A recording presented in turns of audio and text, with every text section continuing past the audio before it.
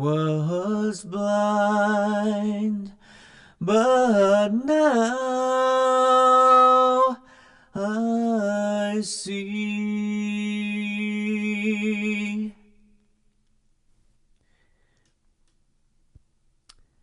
So, where do I begin? So, those of you who have been listening, who have been going to various places, sources, anticipation, anxiety over an election, for a president of a country. I want to reiterate that we were not set out to endorse a candidate. That was not the purpose. Although I certainly had, my vote. I'm a citizen. I certainly stand by my vote. I do believe that they got it wrong. I do believe that even though I believe they got it wrong, it doesn't really matter. It doesn't matter what I believe in this particular place because it's more important to look at why the outcome was the outcome. What was the message? It is not too early to talk about this because this is exactly the process, right? The grieving process, the 7 stages of grief, and coming to acceptance of that. Because no matter what, it's done. The election happened, Trump won, and there's a reason why he won. And I think that rather than pointing the blame at people or making it about someone's fault or how someone was wrong, I think it's more important to look at what does this tell us?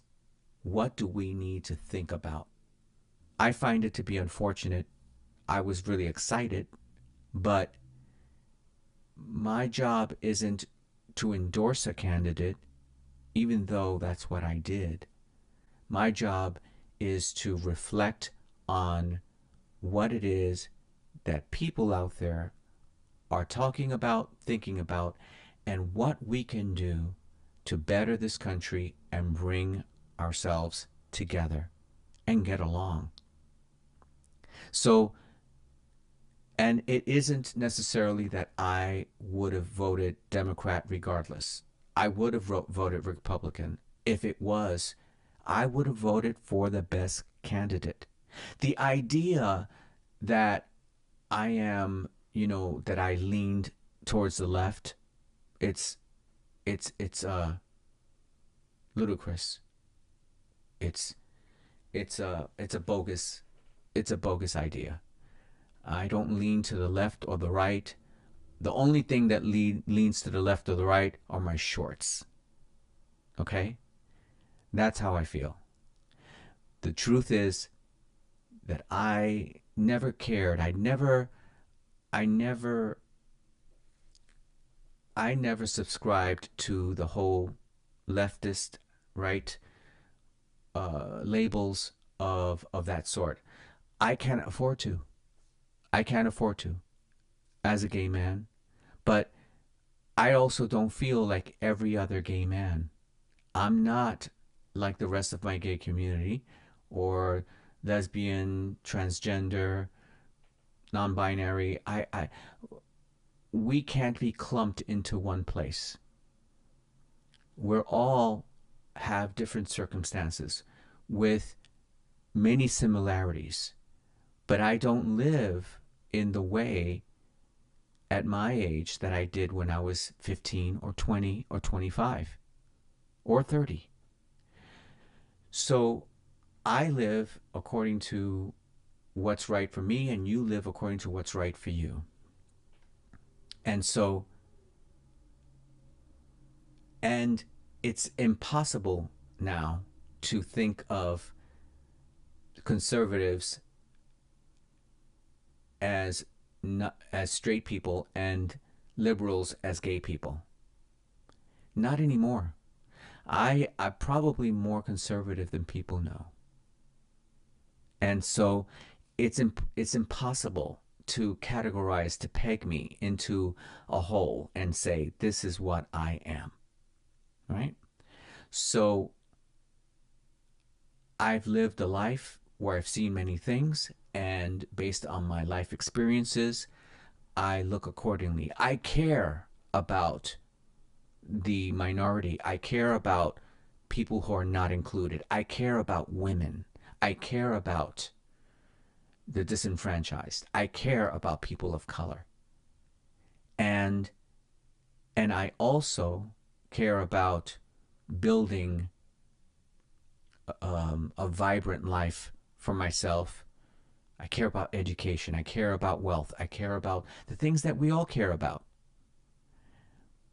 I mostly care about peace and my faith. And so labels can't define me. I have my own set of reality, as you do.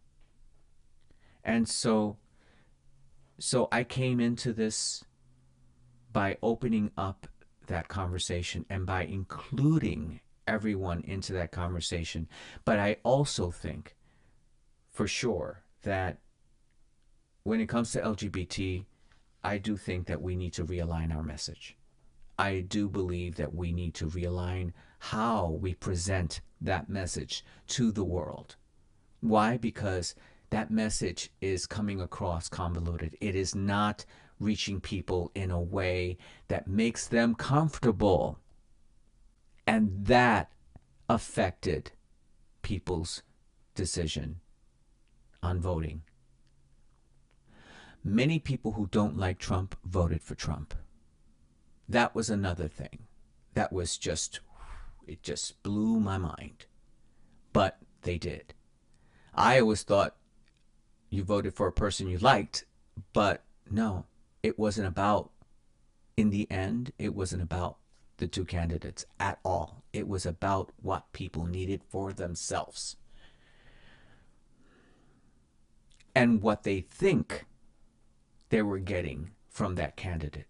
Because I don't believe that people, it doesn't matter what the truth was. It was the perception that they bought into that fed into their vote. I'm trying to make sense out of it all too.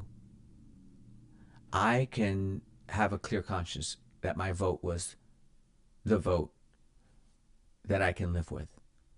I know that, you know?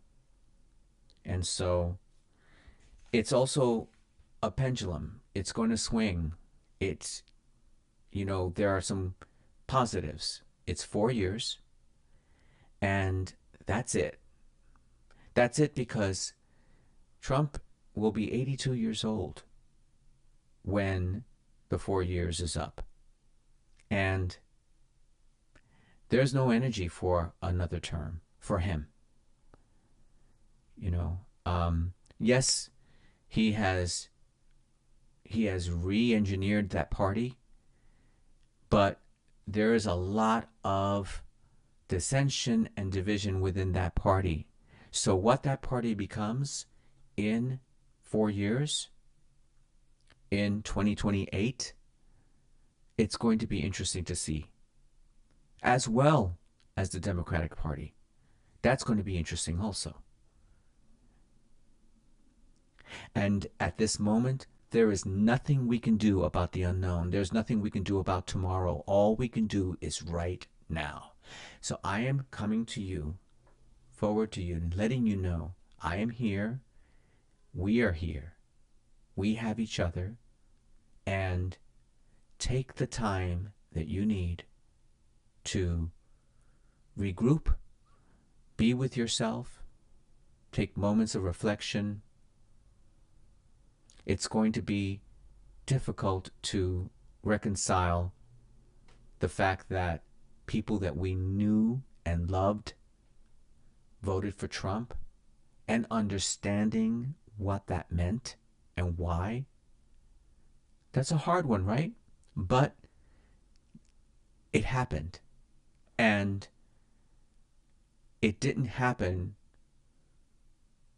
in the way we thought it was going to happen. It didn't happen because of what we thought. It didn't happen necessarily because of their hatred. It happened because they needed to take care of themselves. And they were thinking of themselves. Latin and black men who voted for Trump were thinking of them, of what their priorities were, taking care of their families. That was tough too. But the thing is, they would have done equally, if not better, with Harris and may not have realized it. So part of the issue is that the messaging did not reach people in the way it should have. Lots of overload, information overload on the internet, AI, algorithms, people being fed what they want to hear. And none of that matters, because the only thing that matters is what's going to truly occur each and every day. And we also have the benefit that we already had Trump for 4 years. So we already know who this person is. I'm not vastly worried. I'm not. I'm not even worried. Yes, I'm concerned. Yes, I'm sad. Yes. But I have got to continue. I've got to continue living. We have a life to live, and we're going to live it, and we're going to keep going together. We need each other. Whether we realize it or not, we need each other. We need one another. And we need to love one another. We need to be kinder. What can I do differently?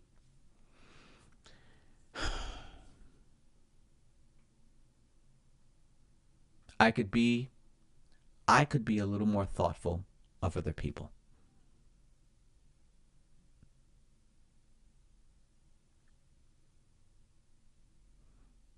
I can try. I can try harder. I can be more thoughtful of those people that voted for Trump. They're still American. They are still American. Harris would have been a president for everyone, including past Trump supporters, right? It doesn't mean that everyone is allowed into my home. It doesn't mean that I trust everyone. It doesn't mean that. Because not everyone has goodness. Not everyone's coming from a good place. I understand that too. But if I want people to understand me and my life, and people to understand that I am not like them and why, then I need to understand that about them too. Otherwise, why do I sing? Why do I sing about love, unity, humanity? What's my message, right? So I'm thinking in those terms as well. And like I said, I'm interested in that more than if I were, a Democrat or a Republican or a Harris supporter or a Trump supporter. That's not what it's about. It's about us as a human race in this country, so that we can all progress forward and do better. I hope that this comes across in a meaningful way for you. I hope that this message hits you in a way that you find pleasing. And so I'm going to continue, and we have more shows, more content over at Facebook, over at YouTube. Subscribe. Tell your friends, become a part of it if you'd like. If you like what we're doing. And I'm going to come back to you live in the next hour. Okay? So, God bless you, and God bless this country. And it's going to be okay. It has to.